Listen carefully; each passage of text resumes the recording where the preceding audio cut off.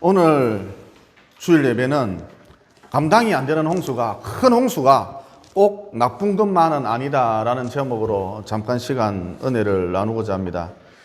여러분, 깊이 있는 사람일수록 작은 사건 속에서도 별일 아닌, 별것 아닌 작은 사건 속에서도 큰 의미를 발견하곤 하죠. 예를 들어 요즘 뜨고 있는 김수영 시인의 여름떨이라고 하는 시에 보면, 여름철 어느 날 소낙비가 막 내리는데 자기는 그 빗소리가, 김수영 시인의 자기는 귀에는 그 빗소리가, 뚝뚝 떨어지는 그 빗소리가 이렇게 들린다고 합니다. 조심해라, 조심해라. 까불지 마라, 까불지 마라. 자중해라, 자중해라. 빗소리가 이렇게 들린다고 합니다.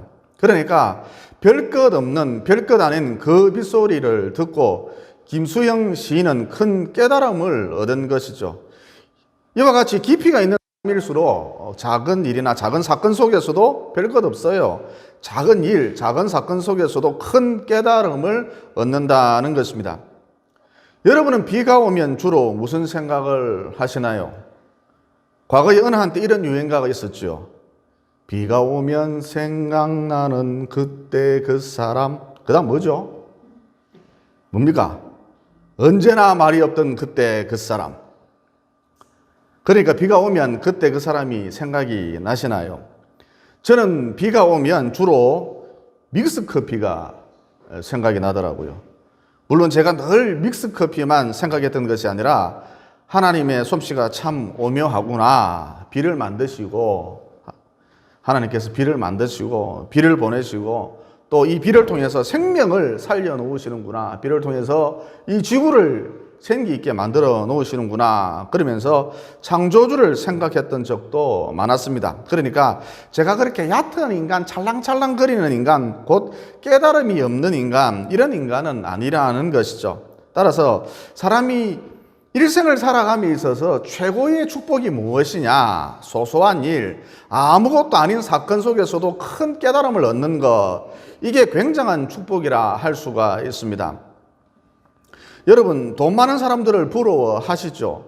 그런데 이 많은 돈과 더불어서 깨달음이 없으면 이 돈이 그 사람을 한없이 비참하게, 처참하게 만들어 버린다는 것입니다. 제가 오랜 기간 언론계에 있었잖아요. 그래서 그냥 부자 말고 100억대, 1000억대 부자들도 꽤 만나볼 수 있었는데, 참 안타까운 것은 돈과 더불어서 있어야 할 교집합인 깨달음이 그들에게 없으니까 참 그들에게 이 깨달음, 그러니까 그 부자들을 꽤 많이 만나볼 수 있었는데, 참 안타까운 것은 돈과 더불어 반드시 있어야 할 교집합인 깨달음이 그들에게 없는 경우가 참 많더라는 것입니다. 그래서 돈 없는 서민들은 그럭저럭 살아가는데, 소소한 행복을 누리면서 살아가는데, 소소한 행복을 소확행이라 그러죠. 소확행을 누리면서 살아가는데, 이 사람들은 깊은 공허감 때문에, 허무감 때문에 속이 다 문드러져 있더라는 것이죠. 이 부자들 거의 대부분 나만 장군처럼 겉만 번드러해요.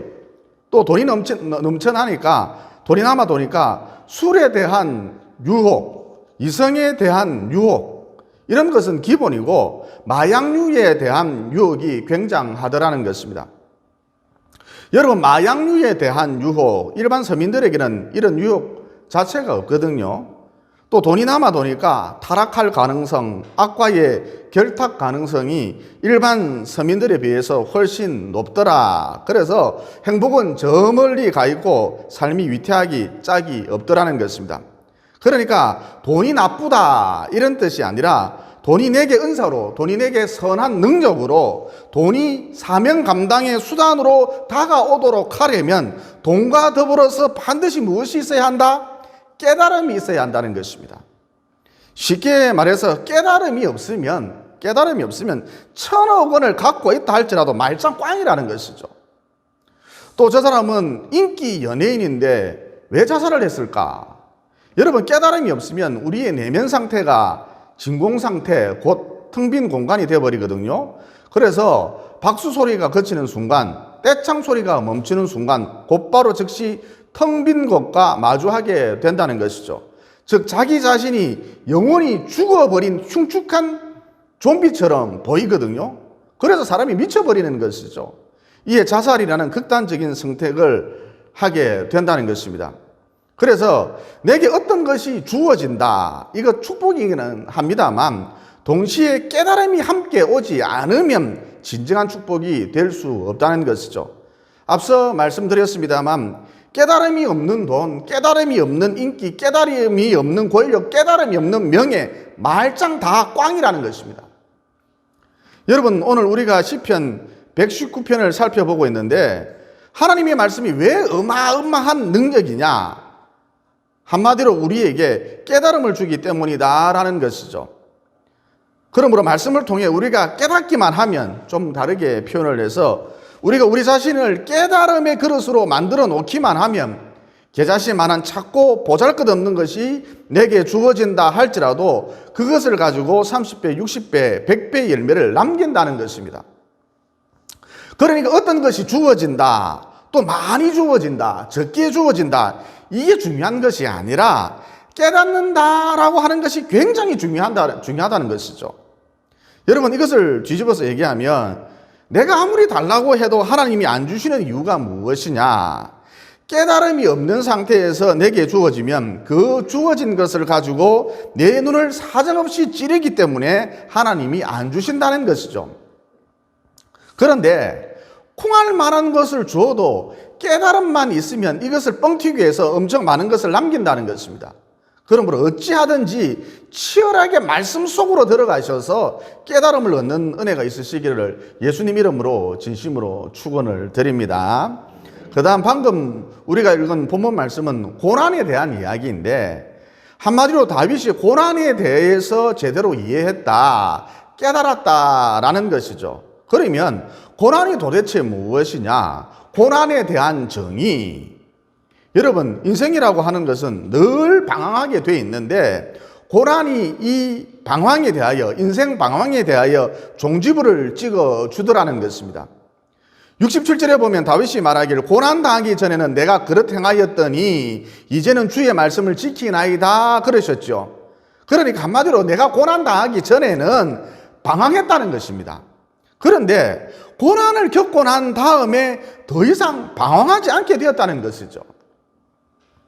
여러분, 좀 더 구체적으로 고난이란 히브리 원어로 야단친다 이런 뜻이거든요. 고난 이꼬로 야단친다 이런 뜻이거든요. 그러니까 저는 좀 야단을 쳐야겠다, 하나님께서 이렇게 생각을 하시면 우리의 삶 속에 슬쩍 고난을 던져 넣으신다는 것이죠.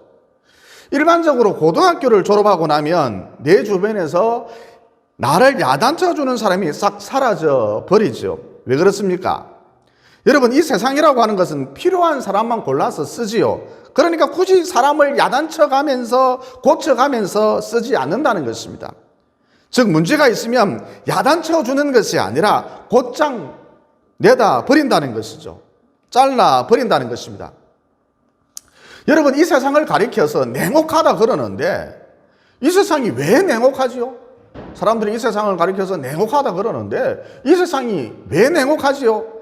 한마디로 나를 야단쳐주는 사람이 없기 때문입니다. 그냥 잘라버려요. 그런데 성도가 참 다행인 것은 하나님의 말씀이, 성경이 늘 우리를 야단쳐주고 계신다는 것이죠. 따라서 7푼이 8푼이 멍청이 땡칠이라 할지라도 하나님 말씀을 가까이 하기만 하면 이 말씀이 나를 야단쳐주기 때문에, 이 말씀이 나를 고쳐주기 때문에, 이 말씀이 나를 수선해주기 때문에 지극히 작은 것을 가지고도 많은 것을 남기는 위대한 삶을 살 수 있다는 것이죠. 꽤 오래전 이야기인데 취재차 부산에서 내노라 하는 종합병원 원장님을 만났거든요. 이 이야기 도중 이분이 하는 말이 너무너무 괜찮은 강의가 있대요. 인텔리만 듣는 강의, 사회 지도급 인사만 듣는 강의, 고급 인력들만 듣는 명강의가 있대요. 기자님도 저랑 같이 갔으면 좋겠는데요. 저를 많이 생각을 해 주시더라고요. 그리고 이 원장님이 하시는 말씀이 한 일주일 정도 하루에 한두 시간씩 이 강의가 이어지는데, 인텔리들만 듣는 명강의가 이어지는데, 사회 지도급 인사들만 듣는 이 명강의가 이어지는데 수강료가 400만 원이래요. 그래서 제가 기가 차서 어이가 없어서 혹시 교재가 있으면 한번 볼 수 있을까요, 원장님? 그러자 그 원장님이 무슨 기밀 문서인 것처럼, 비밀 문서인 것처럼 교재를 살짝 보여주시던데 대충 내용을 훑어보니까 한마디로 강사를 불러다가 실컷 야단맞는 것이었습니다. 그러니까 병원 원장, 총장, 국회의원, 해운대 아이파크 사는 사람들이, LCT 사는 사람들이 1%의 상류층들이 자기들끼리 지네들끼리 모여서 무슨 짓을 하고 있느냐, 무슨 짓을 하면서 돌아다니고 있느냐, 나름 의미 있는 일을 한답시고 돈이 남아 도니까 돈을 싸들고 실컷 야단 맞으러 다니더라는 것이죠. 그런데 여러분, 성경만큼 우리를 아끼는 마음에서 야단쳐 주는 것은 이 세상 어디에도 없다는 것입니다.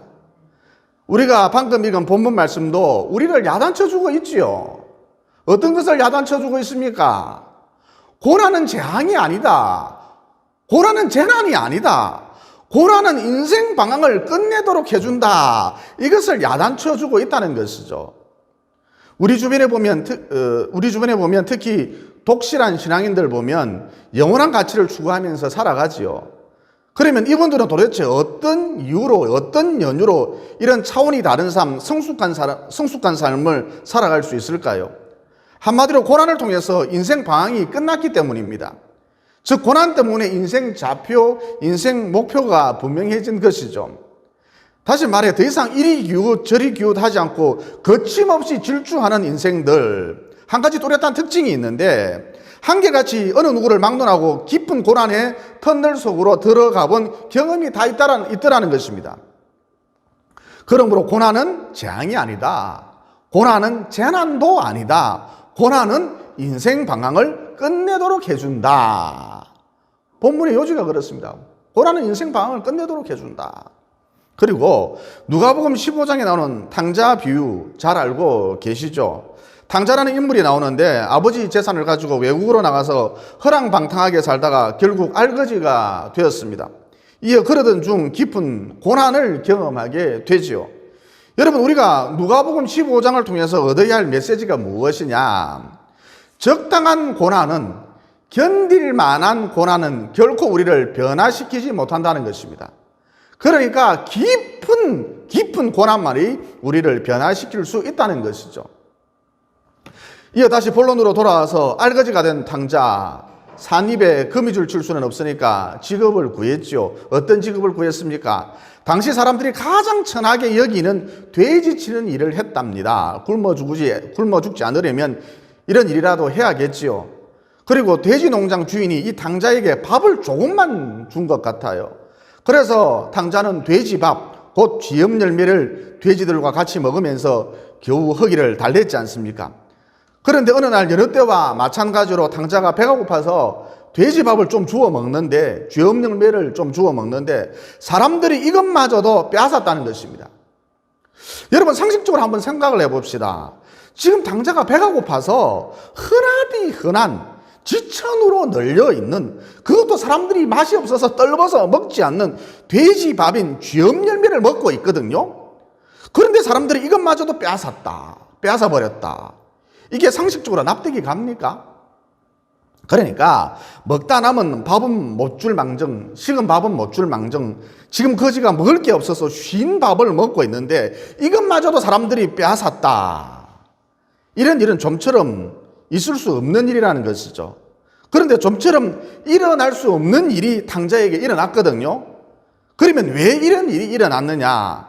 방금 전 말씀드렸다시피 적당한 고난은, 견딜 만한 고난은 우리를 변화시키지 못한다는 것입니다. 그래서 하나님이 일부러 의도적으로 계획을 가지고 계획적으로 탕자로 하여금 돼지밥조차, 쥐염 열매조차 먹지 못하도록 만드셨다는 것이죠. 즉 그를 깊고 깊은 고난 속으로 밀어 넣으셨다는 것입니다. 여러분, 만약 탕자가 돼지밥이라도 쥐염 열매라도 먹을 수 있었다면, 즉 그에게 적당한 고난, 그에게 견딜 만한 고난이 왔다면 그는 그거라도 먹으면서, 돼지밥이라도 먹으면서, 쥐염 열매라도 먹으면서 그곳에서 죽치고 살았을 것입니다. 이어 그러다 그의 인생이 허무하게 끝났겠죠. 하지만 그에게 쥐염 열매조차 허락되지 않는, 돼지밥조차 허락되지 않는 깊고 깊은 고난이, 도무지 견딜 수 없는 고난이 찾아왔다는 것입니다. 하나님께서 이렇게 만드셨죠. 그래서 결국 어떻게 되었죠? 누가복음 15장 17절 이하에 보면 이런 말씀이 나옵니다. 탕자가 한 말인데, 내 아버지에게는 양식이 풍족한 품꾼이 얼마나 많은가. 나는 여기서 줄여 죽는구나. 내가 일어나 아버지께 가서 이르기를, 아버지, 내가 하늘과 아버지께 죄를 지었사오니 지금부터는 벼룩도 낯짝이 있다고, 지금부터는 아버지 아들이라 일컬음을 감당하지 못하겠나이다. 나를 품꾼의 하나로 보소서 하리라 하고 이에 일어나 아버지께로 돌아가니라. 그러니까 탕자가 생각하기를 자기 아버지는 마음씨가 좋은 사람이라, 넉넉한 사람이라, 호인이라 내가 아버지 집으로 돌아가면 아버지가 나를 아들 대우는 해주지 않는다 할지라도 최소한 품꾼 정도로는 써줄 거야, 이렇게 생각을 하고 곧장 아버지 집으로 돌아갔다는 것입니다. 여기서 탕자가 망설이지 않고 헤매지 않고 방황하지 않고 다람쥐 쳇바퀴 돌듯 하지 않고 방황하지 않고 곧장 집으로 돌아갔다는 것은 무엇을 의미합니까?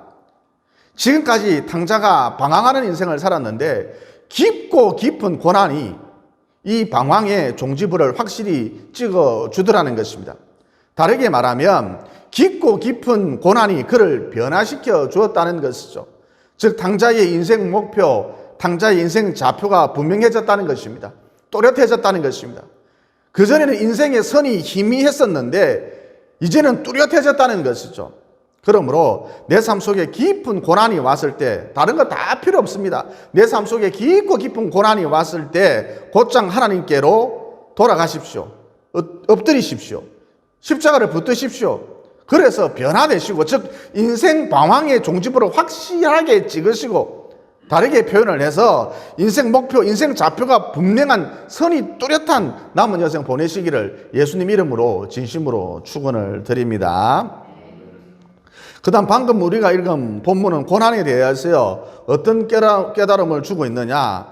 여러분, 신앙생활에 있어서 말씀은, 성경은 너무너무 중요하지요. 그런데 평소에는 성경을 잘 읽지 않는다는 것입니다. 하지만 말씀이 땡길 때가 있다는 것이죠. 그때가 언제냐? 깊은 고난의 때라는 것입니다. 그래서 말씀이 가져다 주는 온갖 유익을 우리가 얻을 수 있도록, 누릴 수 있도록 이따금 하나님께서 우리의 삶 속에 고난을 허락하신다는 것이죠. 이런 맥락에서 여러분, 우리 삶 속에 센 게 오잖아요. 전에 경험해 보지 못한 깊은 고난이 오잖아요. 그러면 전화통 붙들고 있지 말고 곧장 말씀으로 가셔야 한다는 것입니다. 사람 앉혀놓고 질질 짜고 울지 말고 곧장 말씀으로 가셔야 한다는 것입니다. 그렇게 하지 않으면 고난을 통해 나 자신이 파괴된다는 것이죠. 아무것도 남는 게 없습니다. 물론 말씀으로 가기만 하면 앞서 말씀드린 대로 깨달아지는 게 있거든요. 이어 그 결과 내가 파괴되지 않을 뿐만 아니라 오히려 고난 때문에 많은 것을 남기게 된다는 것이죠. 그러므로 깊은 고난이 왔을 때의 대처법, 무조건 말씀으로 가야 한다는 것입니다. 이 오늘 본문 말씀에 보면 하나님의 말씀을 율례라 그랬거든요. 그러면 율례란 도대체 무엇이냐? 십계명이 돌판에 새겨져서 모세에게 주어졌듯이 마치 정으로 돌에 글자를 새기듯이 내 마음판에 새겨진 하나님의 말씀, 이것을 율례라 그런다는 것이죠. 그러니까 평소에는 우리가 성경책을 잘 안 읽는 데다가 무엇보다 읽어도 금방 잊어버린다는 것이죠. 그런데 깊은 고난 가운데 읽은 말씀은 평소에 읽은 말씀과는 달리 내 마음판에 새겨진다는 것입니다. 여러분, 이렇게 내 마음판에 새겨진 하나님의 말씀을 가리켜 율례라 그런다는 것입니다. 그래서 71절에 보면 다윗이 말하기를 고난당한 것이 내게 유익이라. 그 이유는 하나님의 말씀이 내게 율례가 되었기 때문이다. 율례를 배웠기 때문이다. 그랬던 것이죠. 그리고 여러분, 죽은 것은 그냥 떠내려 가거든요. 무슨 얘기냐? 살아있는 것만 영유한다는 것이죠. 그런데 말씀이 율례화되면, 말씀이 내게 율례화되면 비로소 세상을 거슬러 영유하기 시작한다는 것입니다. 그래서 내 뜻이 아니라, 유한한 내 뜻이 아니라 크신 하나님의 뜻을, 영원한 하나님의 뜻을 이루어 나가기 시작한다는 것이죠.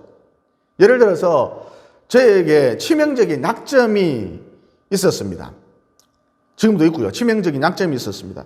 알레르기 질환도 심하고 조금만 과로해도 꼼짝을 못하고 하여튼 어떤 병이 유행했다 그러면 제일 먼저 걸리고, 뉴스에 오늘부터 아폴로 눈병이 유행합니다 그러면 나는 어저께 걸려 있습니다. 이런 치명적인 약점이 있었습니다. 그래서 오랜 기간 기도를 했었죠. 즉 목회를 성공적으로 하려면 내 발목을 잡는 것부터 없애야 해. 저것부터 반드시 제거해야 해. 그러면서 오랜 기간 기도했었다는 것입니다. 그런데 응답이 없더라는 것이죠. 즉 나는 여전히 약한 상태로 있더라는 것입니다. 그러니까 나를 아프게 하는 가시가 깊은 고난이, 찌르는 고난이 좀처럼 제거되지 않더라는 것이죠. 그러면 이제 어떤 현상이 나타날까요? 여러분, 사람이 깊은 고난 가운데 있으면, 고난이 지속되는 것도 깊은 고난이죠. 이런 상태가 되면, 깊은 고난 가운데 있으면 앞서 말씀드렸다시피 말씀이 땡기거든요. 이상하게도 고난이 내게 오면, 큰 고난이 오면 말씀에 대한 식욕이 생긴다는 것이죠. 그래서 저도 말씀을 가까이 하게 되었고, 급기야 어떤 말씀이, 특정 성경 구절이 율례화 되더라는 것입니다. 즉 저의 마음판에 새겨지더라는 것이죠. 그러면 깊은 고난을 통해 저의 마음판에 새겨진 말씀이 어떤 말씀이냐? 고린도후서 12장 말씀하고 요한복음 15장 말씀입니다. 거기 보면, 고린도후서 12장에 보면 바울이 간질병에서 노인받고자, 고침받고자 3번 기도했다 그러셨죠. 여러분, 유대사회에 있어서 한 번 기도했다는 것은 40일을 말하는 것이거든요. 그러니까 바울이 3번 기도했다라는 것은 며칠 동안 기도한 것입니까? 120일 동안 기도했다는 것입니다. 어쨌든 바울이 오랜 기간 죽기 살기로 기도를 했는데 하나님께서 바울의 병을 고쳐주시지 않으셨죠. 즉 바울은 여전히 약한 상태로 있었다는 것입니다. 그래서 바울 입장에서는 포기하고 죽자니 그렇고, 여러분 어디 산목숨을 끊는다는 게 쉬운 일인가요? 포기해버리고 죽자니 그렇고 하는 수 없이 매일매일 하나님을 붙들 수밖에 없었다는 것이죠. 그러니까 바울은 고쳐지지 않은 간질병으로 인해 어쩔 수 없이 계속해서 하나님을 찾고 하나님을 의지하고 하나님을 붙들 수밖에 없었다는 것이죠.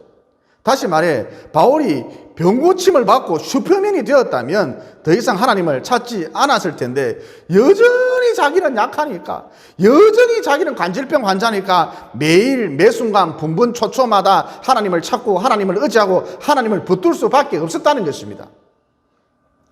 이어 그 결과 어떤 일이 벌어졌나요? 바울이 초대교회 대부분을 설립했었죠. 여러분, 교회 하나 설립한다는 게 쉬운 일이 아니거든요. 그런데 대부분의 초대교회가 바울에 의해 설립되었거든요. 또 신약성경도 대부분 바울이 기술했잖아요. 또 바울이 쓰던 손수건만 갖다 대도 귀신이 떠나고 암덩이가 깜짝같이 사라지기도 했습니다. 즉 그에게서 초자연적인 신적 권능까지 나타났다는 것입니다. 그러므로 고린도후서 12장을 통해 우리가 알 수 있는 것이 무엇이죠?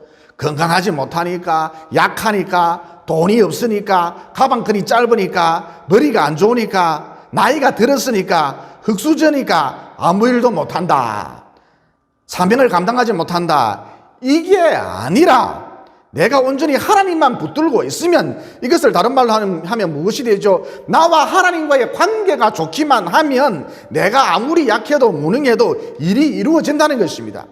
능히 사명을 감당하고도 남음이 있다는 것이죠. 그래서 요한복음 15장에 보면 이런 말씀이 나옵니다.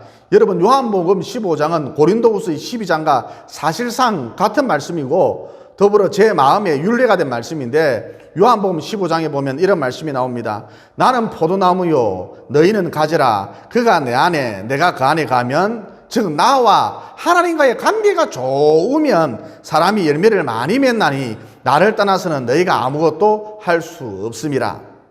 따라서 정리해보면 신앙이란 도대체 무엇인가? 신앙이란 도대체 무엇인가? 나와 하나님과의 관계다.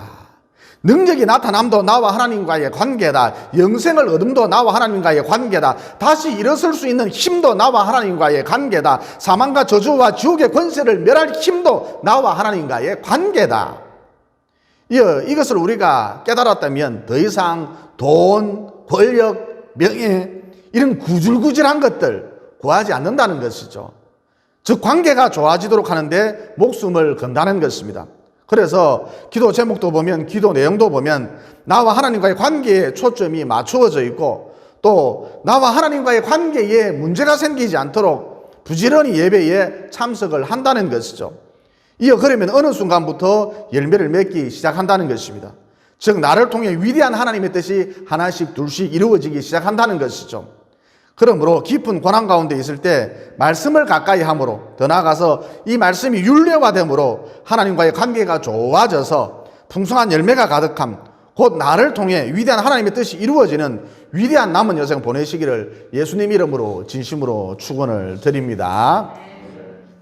덧붙여 세계적인 역사학자인 고고학자인 헤로도스가 말하길 이집트 문명이 풍요롭고 화려했던 이유는 나일강 홍수로 인해 수시로 범람했기 때문이다. 그러니까 나일강의 발원지는 오늘날 아프리카 우간다의 빅토리아 호수 근처이고, 무엇보다 이곳 땅이 빅토리아 호수 근처 땅이 너무너무 기름지고 찰진데 비옥한데, 정기적인 홍수가 이 비옥한 땅을, 찰진 땅을 이집트로까지 밀고 내려왔다는 것이죠.